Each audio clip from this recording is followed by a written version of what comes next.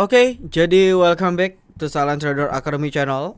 Ya, masih berjumpa kembali dengan saya, Om Silent, di kesempatan morning briefing hari ini untuk tanggal 25 April 2022, tepatnya di hari Senin. Ya, jadi saya record di tanggal 22 untuk pembahasan market tanggal 25 dan mungkin sepekan ke depan, karena minggu depan merupakan minggu terakhir sebelum kita memasuki libur panjang. Ya, koreksi kalau saya salah, kita libur tanggal 29.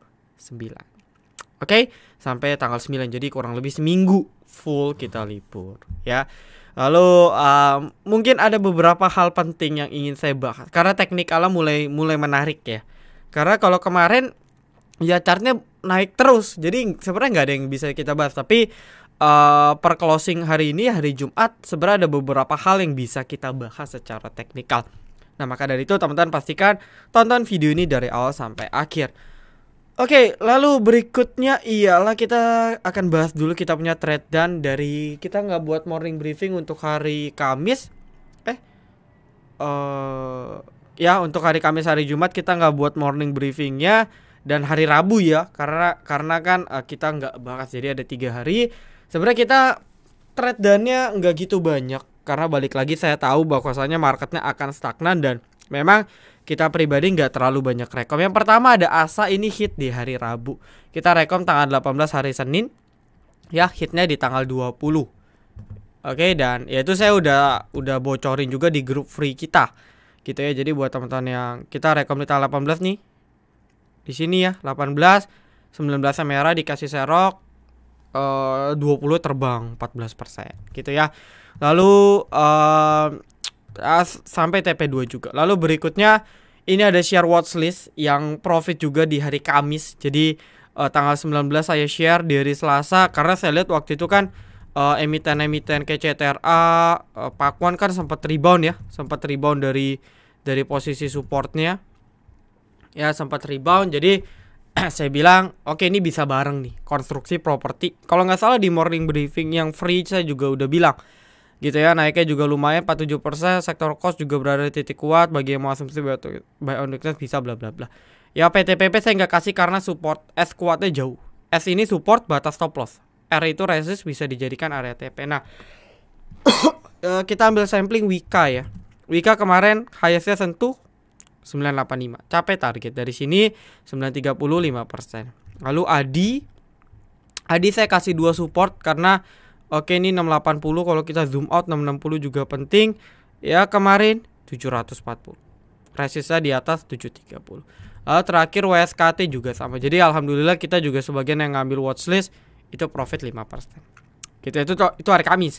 Ya, sisanya nggak ada yang trade dan loss. Alhamdulillah kita nggak ada yang trade dan loss 3 hari. Bahkan hari ini di hari Jumat market nggak jelas pun, alhamdulillah kita satu profit Budi. Kita rekom tanggal 12 April, ya jadi udah pasti dapat lah ya. Budi kita rekom dari 12 April tuh di sini. Ya, kita cicil dari sini 2 minggu jalan. Gak nyampe 2 minggu sih sebenarnya jalan. Ya, 10% lebih. Oke, kita cuan sekitar 10% lebih. 10 sampai 15%. Sebelum akhirnya dibanting, dan ini udah kurang bagus ya. Anda kalau tanya Budi ini volumenya kurang bagus. Ini kalau Anda cek 90% buang barang banyak bandarnya. Gitu ya. Lalu buat yang mau join ke VVIP kita juga dipersilakan. Harga masih promo menyambut iOS dan bulan Ramadan tentunya. Silakan join ke grup free kami t.me/silenttraderacademy atau linknya ada di description video. Lalu buat yang mau join kelas STAC sudah 79 orang gitu ya. Jadi buat yang mau join silakan. Kelasnya akan dimulai sekitar 3 minggu lagi ya, sekitar kurang lebih 3 minggu lagi dari sekarang. Jadi buat yang mau silakan daftar ya, dapat bonus ujian, masih ada slotnya. Oke, lalu ini win rate kita di per tanggal sampai 14 ya, sampai hari minggu lalu, dan nanti minggu ini kita update di morning briefing untuk hari Selasa gitu ya, win rate kita. Oke, lalu ini win rate kita di bulan Maret. Jadi kita selalu menerapkan transparansi ya, apa adanya aja. Kalau memang loss ya sudah loss gitu ya. Lalu oke, kita langsung aja ke market dulu. Jadi saya kasih poin-poin pembahasan aja ya. Saya kasih poin-poin pembahasan. Poin pertama yang harus kita bahas, dalam seminggu 2 minggu terakhir market kita mau uji sekitar 70. Ini saya range-nya, saya kasih range aja ya. Market kita mau breakout di 7280 hingga 7300. Ketika menyentuh kurang lebih dekat area sini, market kita selalu kempes dalam seminggu 2 minggu terakhir. Tercatat kalau kita hitung dari sini ini sejak Goto ya. 1 2 3 4 5 6 7 8 9. 9 candle tidak mampu dan 5 candle 1 2 3 4 5 6 candle yang coba nyentuh resist kempes. Jadi 6/9 kesempatan yang ada tuh selalu kepentok dan semua kepentok. Ya, tidak mampu breakout. Nah, di sini kita mengetahui bahwa ini adalah area resist market per sekarang. Oke, jadi poin pertama kita tahu sekarang market membuat resist di range 7280 hingga 7300, kurang lebih di range itu. Dan itu terjadi semua sejak Goto listing. Oke, settling-nya dia sejak Goto listing terjadi seperti. Oke, jadi ini terjadi sejak Goto. Itu poin kedua sebenarnya. Fun fact-nya adalah terjadi sejak Goto listing. Ya, lalu poin ketiga. Ya, poin ketiga tadi dia buat low baru. Ya, low yang memang sih dia belum krusial buat low-nya ya. Nanti saya bahas. Tapi dia buat low baru di sini. Ya, di sekitar 7174. Ya, 7174.810. Dia buat low baru nih dalam beberapa candle terakhir. Ini menandakan sebenarnya tekanan jual. Kalau kita bicara secara teknikal, ini menandakan tekanan jual. Tapi kalau kita cek dari sisi foreign, ini gak ada problem. Oke, asingnya masih akum. Jadi ya tinggal kita pintar-pintar cari posisi aja sebenarnya.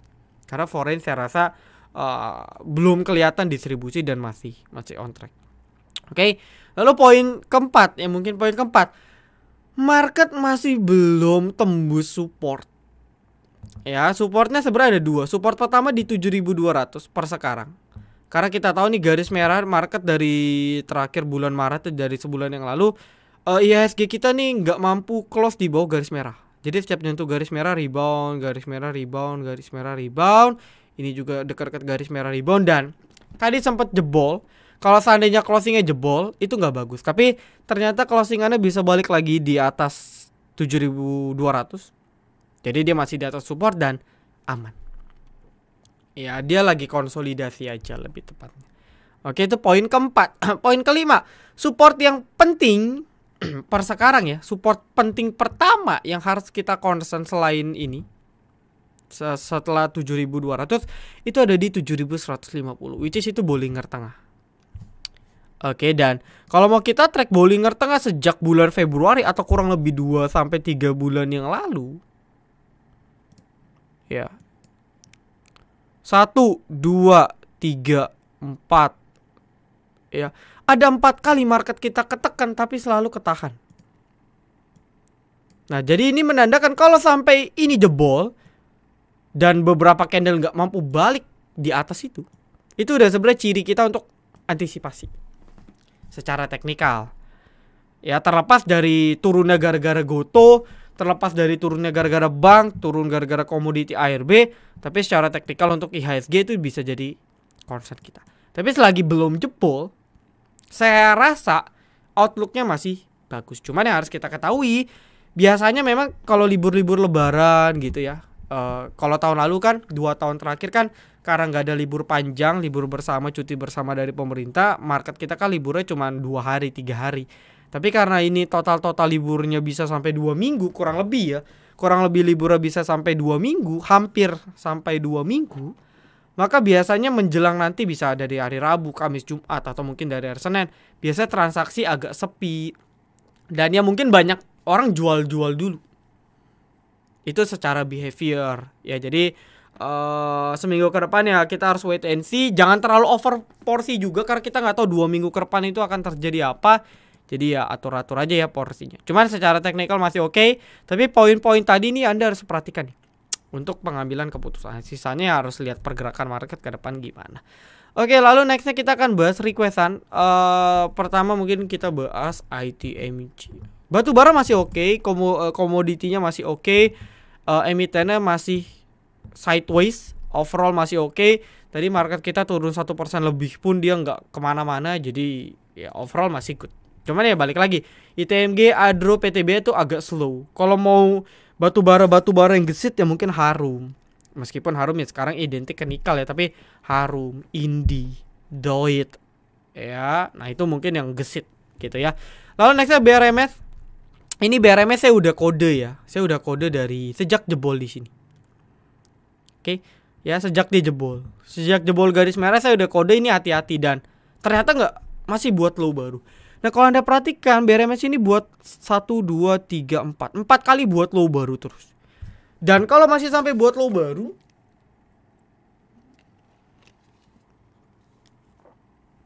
ya kalau sampai masih buat low baru, maka agak sedikit kurang bagus. Ya karena ini agak patah tren jangka pendek. Butuh waktu yang cukup untuk dia recover. Oke, ini dalam jangka pendek ya. Tapi kalau mau kita bilang jangka yang mungkin agak lebih menengah, ya tren lainnya BRMS ini masih on.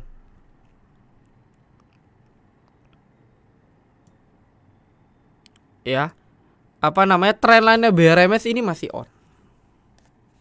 Ini kan dia channelnya begini. Nah kalau kita lihat tren lain dia itu pas di 200. Ya memang 200 190 psikologis ya. Oke. 200 190 ini memang psikologis. Jadi ya probably mungkin kalau bisa masih bertahan di atas 200 ada potensi dia rebound pendek. Nah bagi yang suka bottom fishing buy on weakness bisa coba. Tapi kalau jebol juga sih ya saya no comment ya. Ya butuh jangka pendek, dia butuh istirahat yang banyak lah lebih tepatnya sih. Ya weekly-nya dia butuh istirahat yang lumayan sehat kalau dia masih mau lanjut. Overall tren panjangnya masih up gitu ya. Nextnya untuk Breeze, no comment, overall masih sideways ya. Uji support lagi. Ini penting nih di 1500 1465 lowestnya. Ya ini kalau jebol dia lanjut downtrend. Ini harus buang kalau dia jebol. Tapi kalau dia masih kuat ya Anda bisa spekulasi buy on weakness di sini. Cuman ya belum momen sih. Seperti saya bilang dia kemarin naik, tapi momennya belum kelihatan. Begitu pula dengan Pegas. Ya, momennya belum confirm. Nextnya CMPP. Ya, nah ini dia membal nih. Kita kan udah bahas ya. Kita udah bahas CMPP beberapa kali ya teman-teman ya. Di sinilah kurang lebih di 600. Ya meskipun closingannya apa namanya? Kenapa 600? Karena 600 kebetulan ada support di sini. Jadi closingannya sih masih 50-50 ya. Dan yang nggak tahu nih, kita harus cek nih. Kalau dalam sehari 2 hari ke depan, Senin, Selasa, Minggu depan dia bisa balik di atas garis ini, trendline, saya rasa peluang reboundnya tinggi. Tapi kalau dia masih buat low baru dan mainnya di bawah 600, maka ya mungkin dia ada peluang turun agak lebih rendah lagi. Meskipun secara tren besar ini masih uptrend banget. Ya, dia mau turun ke sekitar 500-an pun ini masih uptrend. Jadi tergantung kita punya time frame atau kita punya trading style. Kita mau masuk CMPP itu gimana? Oke. Om Abah itu distribusi apa akum? Ini apa namanya, bandara nggak ngapa-ngapain ya. Jadi bandara nih ada satu fase di mana bandar itu nggak ngapa-ngapain. Coba kita cek ya. Dalam mungkin seminggu 2 minggu terakhir. Ya sedikit ada distribusi, tapi volume rendah ya. Volumenya rendah banget. Kenapa? Karena nggak ada momen. Orang tuh HK-nya mungkin bank, HK-nya mungkin komoditi, atau ya mungkin sektor-sektor kayak kapal, lalu kadang pindah ke bank mini, ya lalu pindah ke gorengan-gorengan. Cuman balik lagi untuk ABA, ya sudah, dia nggak ada volume. Ini sering terjadi ya. Emiten-emiten yang udah kelar goreng, udah nggak ada momen, perlahan turun. Dan ketika dia buat low baru terus, ya dia akan perlahan cicil buat low baru.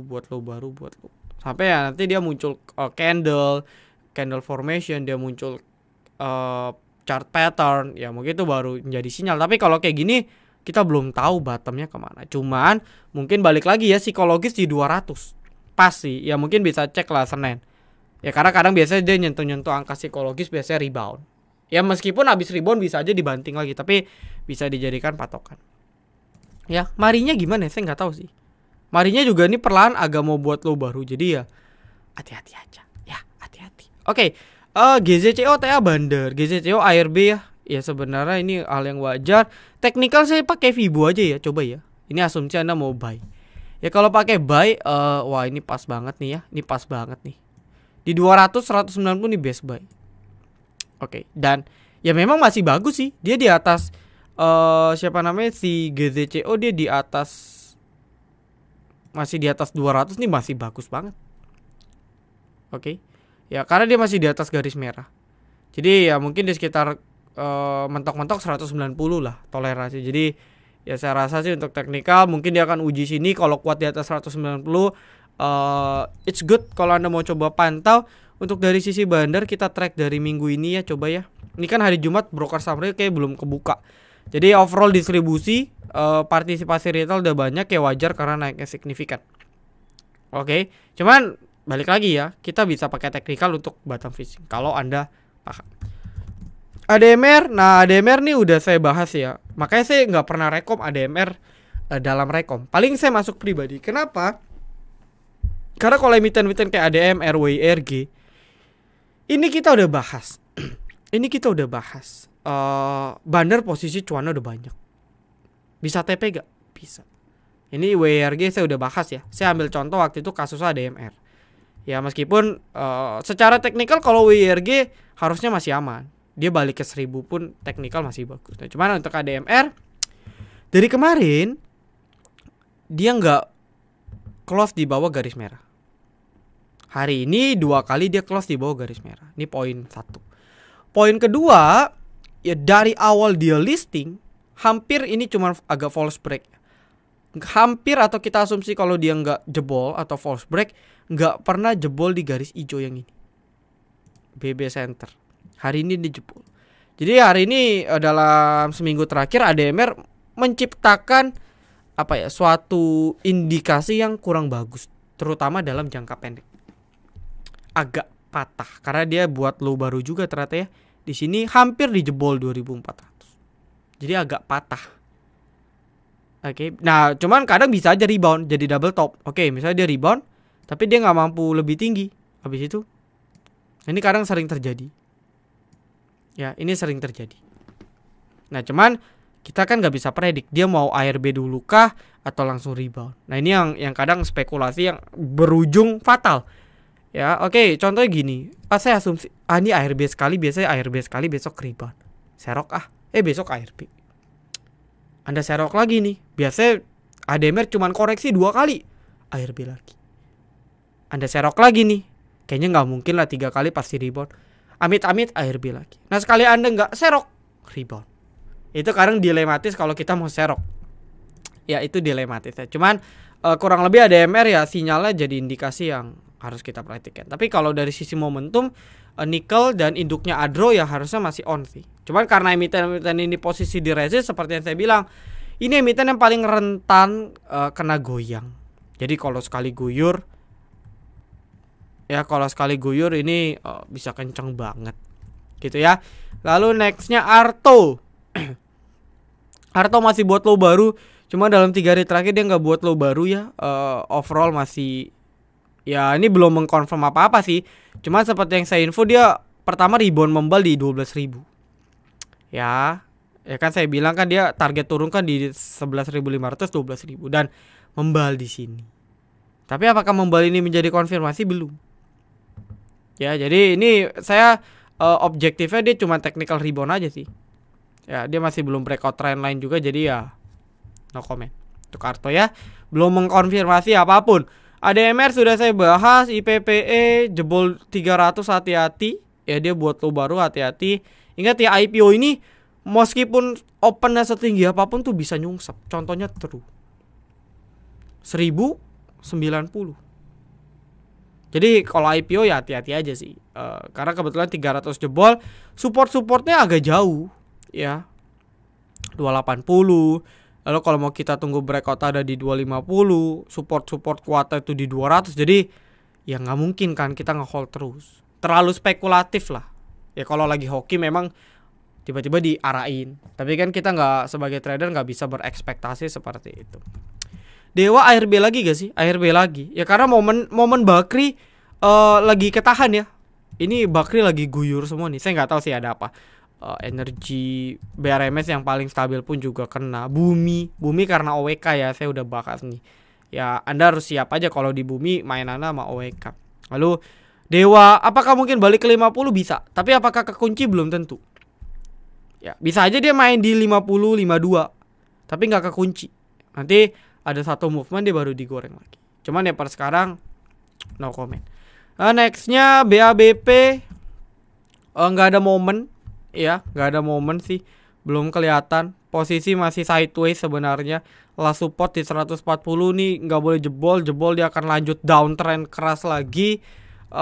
BRMS sudah, NICL ini gorengan nikel belum ke trigger ya. Jadi ya belum ada momen. Ya pergerakannya masih gini-gini aja. Volumenya juga masih rendah. Oke, jadi mungkin kurang lebih itu aja yang bisa saya sampaikan. So thank you banget teman-teman semuanya. Good luck, happy weekend. Salam Trader Academy. Be silent, be patient, be cuan.